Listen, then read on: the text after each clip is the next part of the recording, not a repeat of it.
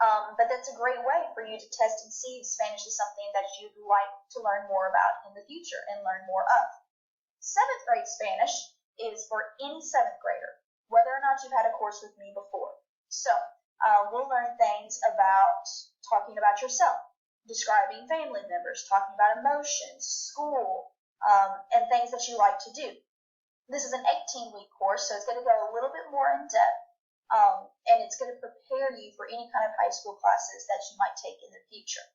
The new class that we're offering is Hispanic Culture.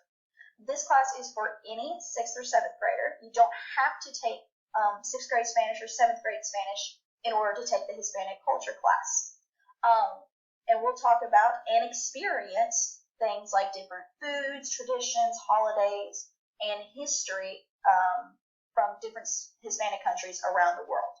So I'm really excited for all 3 of these classes, and we always have a lot of fun in Spanish class, and I hope to see you next year. Hasta luego.